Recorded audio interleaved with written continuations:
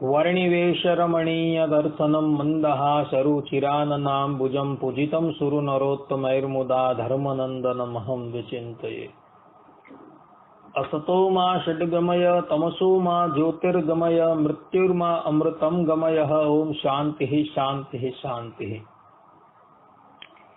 આજની જ્ઞાન સભાની અંદર પધારનારા બધા જ ભગવત ભક્તોને વેદાંતાચાર્ય પુરાણ ઇતિહાસાચાર્ય અને ફિલોસોફી શાસ્ત્રી રાકેશભાઈના હેતપૂર્વક જય સ્વામિનારાયણ।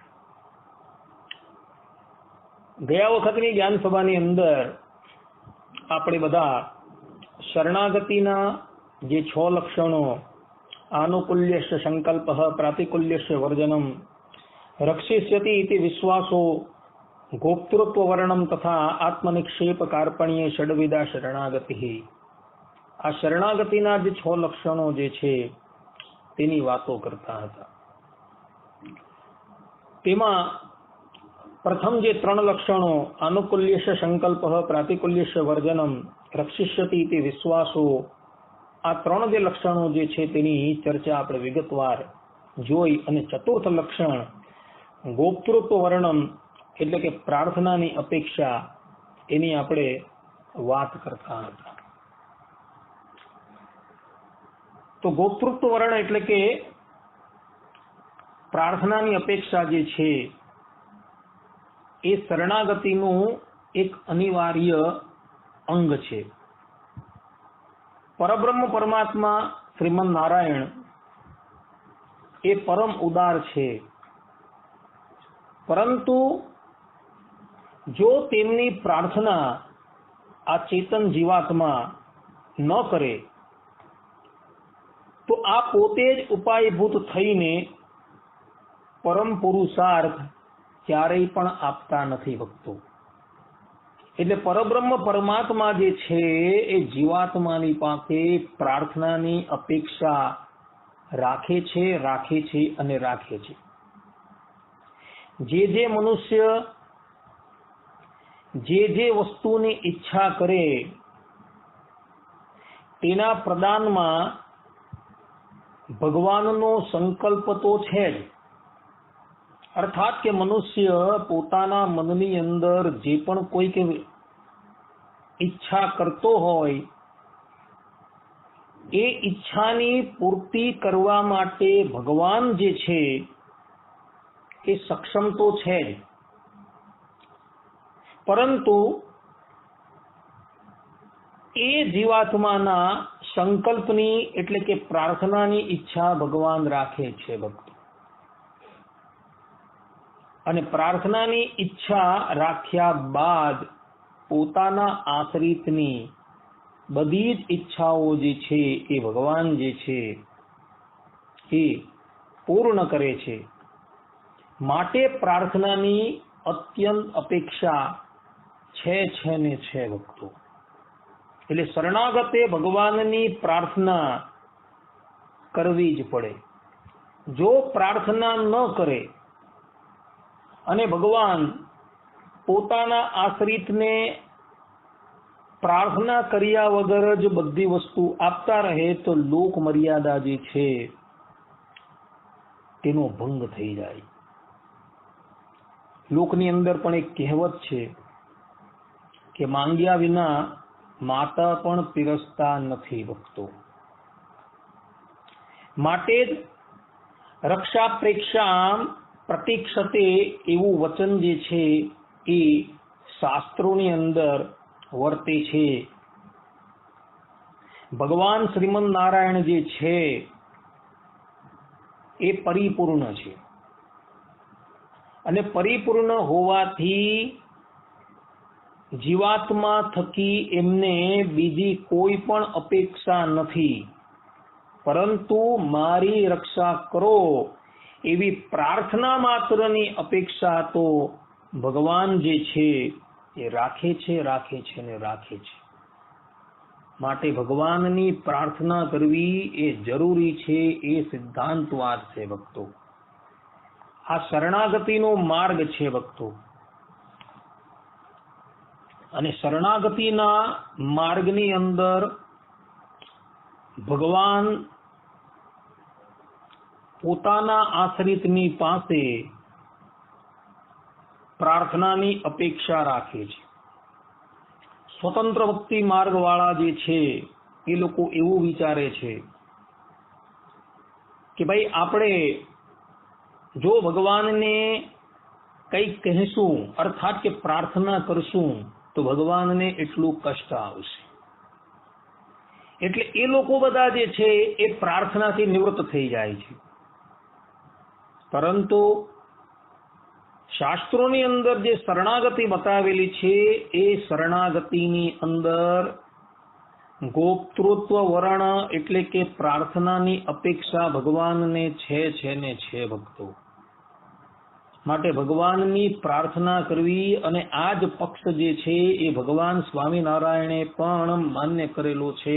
જેમ ભગવાન સ્વામિનારાયણ પ્રથમના 48મા વચનામૃતની અંદર પોતે સ્વમુખે કહી રહ્યા છે કે ભગવાન પાસે એમ માંગવું જે હે મહારાજ, હે સ્વામીન, હે કૃપા સિંધો, હે શરણાગત પ્રતિપાલક, કુસંગ થકી મારી રક્ષા કરજો. અને વળી એમ પ્રાર્થના કરવી જે હે મહારાજ, કામ, ક્રોધ, લોભ, મોહ, અહંકાર, ઈર્ષ્યા અને દેહાભિમાન એ આદિક જે અંતઃશત્રુ તે થકી રક્ષા કરજો અને નિત્ય તમારા ભક્તોનો સમાગમ દેજો. આ પ્રમાણે ભગવાન સ્વામિનારાયણ પણ કહે છે કે ભગવાનની પ્રાર્થના કરવી. પ્રાર્થના હંમેશા સકામ ભાવે અને નિષ્કામ ભાવે હોય છે. જે પ્રાર્થનાની અંદર કોઈક વસ્તુની ઈચ્છા હોય તો એને સકામ પ્રાર્થના ગણાય, અને જે પ્રાર્થનાની અંદર કોઈ પણ જાતની ઈચ્છા ન હોય, કેવલ ભગવાનને વિશે ભક્તિ અને એમના ભક્તોનો સમાગમ એટલી જ અપેક્ષા હોય તો એ પ્રાર્થના જે છે એ નિષ્કામ પ્રાર્થના કહેવામાં આવે છે. સારંગપુરના 9મા વચનામૃતની અંદર આ ઉપરાંત પંચાળાના 3જા વચનામૃતની અંદર પણ ભગવાન સ્વામિનારાયણ આ જ વાત કહી રહ્યા છે. પંચાળાના 3જા વચનામૃતની અંદર તો ભગવાન કહે છે કે પછી ભગવાનની પ્રાર્થના કરવી જે હે મહારાજ, હે સ્વામીન, હે ભક્તવત્સલ, હે દયાનિધે, આ ઇન્દ્રિય અંતઃકરણનો વાંક છે ને હું તો એથી નાખો છું ને એ તો મારા શત્રુ છે, માટે એ થકી મારી રક્ષા કરજો, એમ નિરંતર પ્રાર્થના કરવી. ભગવાન સ્વામિનારાયણ પણ સ્પષ્ટ રૂપે કહી રહ્યા છે કે આ પ્રમાણે ભગવાનની પ્રાર્થના કરવી. માટે શરણાગતિના જે 6 લક્ષણો છે એ 6 લક્ષણોની અંદર પ્રાર્થના એ જરૂરી છે. અને એવી પ્રાર્થના જે છે એ જીવાત્માઓએ કરી ત્યારે એ પ્રાર્થના સાંભળીને ભગવાન શ્રીમન નારાયણ જે છે એ ભક્તની રક્ષા કરવા માટે પધારેલા હતા. આ સંબંધની અંદર ઉદ્ધવ સંપ્રદાય એટલે કે સ્વામિનારાયણ સંપ્રદાયની અંદર એક ચરિત્ર જે છે એ અવલોકન કરવા યોગ્ય છે. આ ચરિત્ર હરિચરિત્ર ચિંતામણીની અંદર તૃતીય ભાગની અંદર જોવા મળે છે. વાત એવી હતી કે ભગવાન સ્વામિનારાયણ જ્યારે મનુષ્ય વિગ્રહ ધારણ કરીને આ ધરાતલની ઉપર બિરાજમાન હતા ત્યારે તેમના સંપ્રદાયની રીતભાત, એમના સિદ્ધાંતોને જોઈને, એમના સંતોના આચરણને જોઈને કેટલા મુમુક્ષુઓ જે છે એ પોતપોતાના મતનો ત્યાગ કરીને ઉદ્ધવ સંપ્રદાયની અંદર જોડાવા માંડેલા. અને આ વાત જે છે એ ઇતર મતવાદીઓને સહેજ પણ પસંદ હતી નહીં. એટલે એ લોકો એક યા બીજી રીતે ઉદ્ધવ સંપ્રદાયના સંતો હોય કે એમના આશ્રિત હોય તેઓને હંમેશા કષ્ટ આપતા હતા. એક સમયની વાત છે બુરાનપુર શહેરની અંદર ચોમાસું આવવા છતાં પણ વરસાદ જે છે એ પડતો ન હતો. એ વખતે દક્ષિણની અંદર શૃંગેરી મઠના શંકરાચાર્યજી જે છે એ બુરાનપુર પધારેલા હતા. એવો સ્વામિનારાયણ સંપ્રદાય વિશે તે વખતે બહુ જ દ્વેષ ભાવ ધરાવતા હતા. એટલે શૃંગેરી મઠના શંકરાચાર્યજી જે છે એ બુરાનપુરના રાજાને જઈને કહે છે કે ભાઈ, તમારા રાજ્યની અંદર હમણાં જે નવો જે સંપ્રદાય પ્રગટ થયો છે એનું નામ ઉદ્ધવ સંપ્રદાય છે, તેના ઘણા અનુયાયીઓ રહે છે. આ સંપ્રદાયના લોકો જે છે એ પાખંડ ચલાવી રહ્યા છે અને એને લઈને તમારા રાજ્યની અંદર વરસાદ પડતો નથી. માટે તમે બધા એમને પોતાની સન્મુખ બોલાવો અને કહો કે જો 7 દિવસની અંદર વરસાદ ન પડ્યો તો તમારા બધાની કંઠી હું તોડી નાખીશ. હવે આ રાજા જે છે એ શૃંગેરી મઠના શંકરાચાર્યજીનો શિષ્ય હતો. આ વાત આપણા સંપ્રદાયના ગ્રંથોમાં લખાયેલી છે. ત્યારબાદ પેલા બુરાનપુરના રાજાએ આપણા સ્વામિનારાયણ સંપ્રદાયના જે અનુયાયીઓ હતા તેને રાજ્યમાં બોલાવ્યા અને એ બધાને કહ્યું કે તમારા ઈષ્ટદેવ સ્વામિનારાયણ એ સાક્ષાત ભગવાન છે, તો બુરાનપુરની અંદર 7 દિવસની અંદર વરસાદ થવો જોઈએ, અન્યથા તમને બધાને હું કેદ કરીશ અને તમારી કંઠી પણ તોડી નાખીશ. આટલું કહીને રાજાએ સ્વામિનારાયણ સંપ્રદાયના જેટલા પણ અનુયાયીઓ હતા તેને નજરબંધ કરી દીધા. હવે આ તરફ પેલા બધા જ આશ્રિતો જે છે એ ભગવાન સ્વામિનારાયણની પ્રાર્થના કરવા લાગ્યા કે હે શરણાગત વત્સલ, હે કરુણા નિધાન, આપ સાક્ષાત પરબ્રહ્મ પરમાત્મા છો. ભલે આ લોકો ન માનતા હોય કે એ લોકોના મનની વાત છે, પરંતુ પ્રભુ એ લોકો અમારો ધર્મ ત્યાગ કરવા માટે હવે તૈયાર થયા છે, તો કૃપા કરીને આપ અમારી રક્ષા કરો. એ સમયે ભગવાન સ્વામિનારાયણ જે છે એ દુર્ગપુરમાં વિરાજમાન હતા. ત્યારે ભક્તોએ આ રીતે પ્રાર્થના કરી. તે દિવસે ભગવાન મનુષ્ય વિગ્રહ ધારણ કરીને આવેલા હોવાથી મનુષ્ય લીલા કરવા લાગ્યા અને ભગવાન શ્રી એકદમ ઉદાસ થઈ ગયા. એમ કહેવાય છે કે એ રાત્રિને વિશે ભગવાન શ્રી હરિ જમતા પણ નથી અને અક્ષર ઓરડીની અંદર ભગવાન પોતે પોઢેલા હતા ને ત્યાં પણ પોતે પ્રભુ જે છે એ આકુળ વ્યાકુળ થઈને પડખા બદલતા હતા. હવે ભગવાન શ્રી હરિની આ ચેષ્ટા જે છે એ એમની પાસે સૂતેલા સુકાનંદ સ્વામી જે છે એ જોઈ ગયા. એટલે ઊભા થયા અને ભગવાન શ્રી હરિ પ્રત્યે બોલ્યા કે પ્રભુ શું થયું, જે હોય તે કહો ને. ત્યારે ભગવાન સ્વામિનારાયણે એમને બુરાનપુરના હરિભક્તોની બધી વાત કરી અને સુકાનંદ સ્વામી પ્રત્યે શ્રી હરિ બોલ્યા કે સ્વામી, અમે એક પત્ર લખવા માંગીએ છીએ, માટે કૃપા કરીને એક કલમ અને ખડીઓ લઈને આવો અને અમે જે પ્રમાણે તમને કહીએ તે પ્રમાણે પત્ર લખો. મધ્યરાત્રિનો સમય હતો. સુકાનંદ સ્વામી જે છે એ કલમ, પાટી અને ખડીઓ અને સાથે એક નાનો દીવો લઈને ભગવાન શ્રી હરિ પાસે આવ્યા અને પત્ર લખાવે છે. ભગવાન સ્વામિનારાયણે જે પ્રમાણે પત્ર કહ્યો તે પ્રમાણે એમણે પત્ર લખ્યો અને પત્ર પૂર્ણ થયો એટલે દુર્ગપુરની અંદર તે વખતે મયારામ વિપ્રના ભાઈ ગોવિંદ ભટ્ટ જે હતા એ બિરાજમાન હતા. તેમને કહ્યું કે આ પત્ર તમે લેવ અને અત્યારે જ બુરાનપુર જવા માટે રવાના થઈ જાઓ. હવે એ જમાનાની અંદર ગઢપુરથી બુરાનપુર જે છે એ ચાલતા ચાલતા જો જવામાં આવે તો 10 દિવસ થઈ જાય એવું હતું.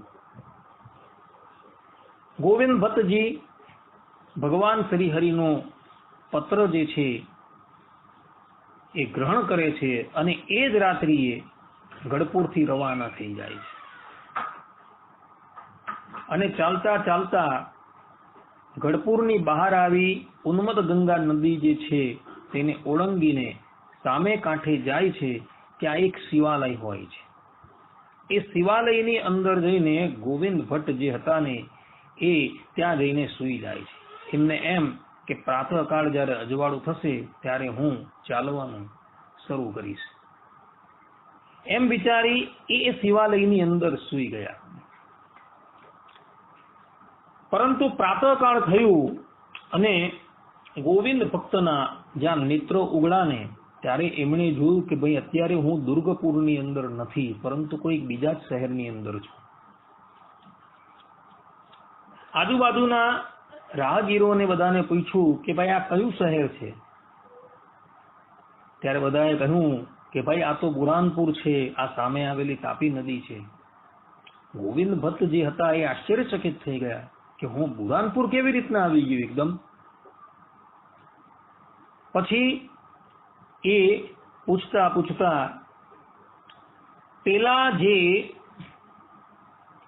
ઉદ્ધવ સંપ્રદાયના અનુયાયીઓને પેલા રાજાએ નજરબંધ કરેલા હતા તેની પાસે એ જાય છે અને એના હાથની અંદર શ્રીજી મહારાજનો પત્ર મૂકે છે અને કહે છે ભગવાન સ્વામિનારાયણે કહ્યું છે કે 7 દિવસની અંદર વરસાદ થશે.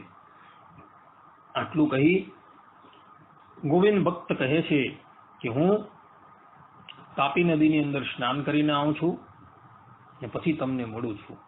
આમ કહીને ગોવિંદ ભટ્ટ જે હતા એ રવાના થયા અને પોતાની દૈનિક ક્રિયા કરવા માટે જેવા એ તાપી નદીની અંદર ડૂબકી મારે છે ત્યાં જ એ સીધા એ જ સમયે ઉન્મદ ગંગાની અંદર નીકળે છે. ગોવિંદ ભટ્ટ વિચાર કરવા લાગ્યા કે હમણાં તો હું બુરાનપુરની અંદર આવેલી તાપી નદીની અંદર હતો તો અત્યારે ઉન્મદ ગંગામાં કેવી રીતના આવી ગયું. એક જ રાતની અંદર ગોવિંદ ભટ્ટ જે હતા એ બુરાનપુર પત્ર આપીને પુનઃ દુર્ગપુર આવી પણ ગયા. આપણા સંપ્રદાયની અંદર આ ઘટના લખેલી છે. ત્યારબાદ પેલી તરફ બુરાનપુરના હરિભક્તોએ પત્ર વાંચ્યો. એમાં ભગવાન સ્વામિનારાયણે એમને આશ્વાસન આપેલા શબ્દો લખેલા હતા અને કહ્યું કે મારો વિશ્વાસ રાખજો 7 દિવસની અંદર વરસાદ પડશે.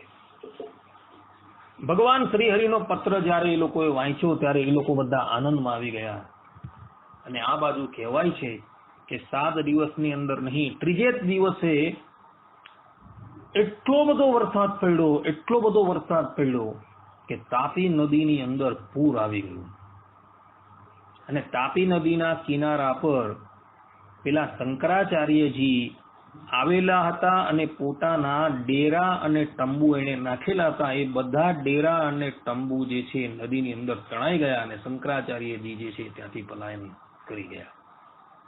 ત્યારબાદ પેલા રાજાએ સત્સંગીઓને બોલાવ્યા અને એની ક્ષમા માંગી કે ભાઈ મારી ભૂલ થઈ ગઈ, કૃપા કરીને મને ક્ષમા કરી દેજો.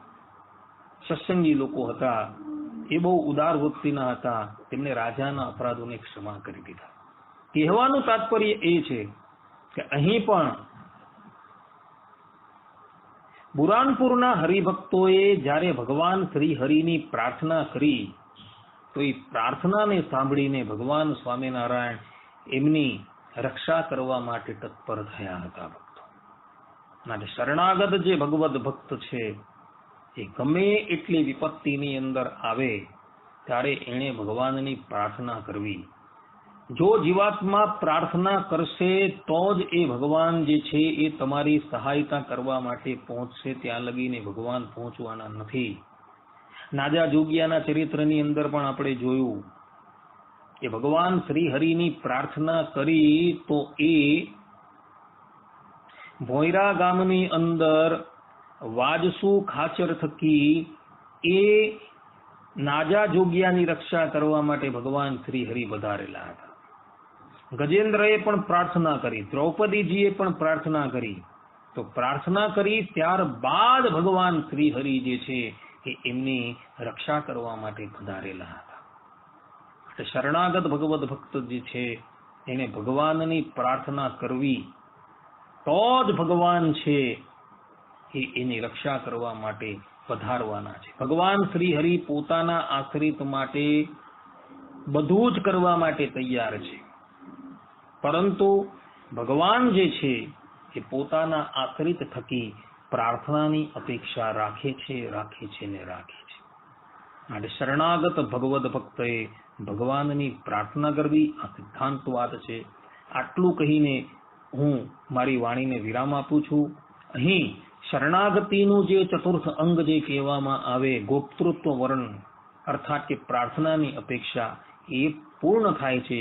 હવે પછીના પ્રવચનની અંદર આપણે આત્મનિક્ષેપ જે શરણાગતિનું મુખ્ય અંગ જે છે તેની વાત કરશું. ત્યાં લગી બધા જ ભગવદ ભક્તોને હેતપૂર્વક જય સ્વામિનારાયણ. સર્વે સંતો નિરામયઃ, સર્વે સુખિનો ભવન્તુ, સર્વે ભદ્રાણિ પશ્યન્તુ, મા કશ્ચિત દુઃખભાગ ભવેત. અસ્તુ. જય સ્વામિનારાયણ.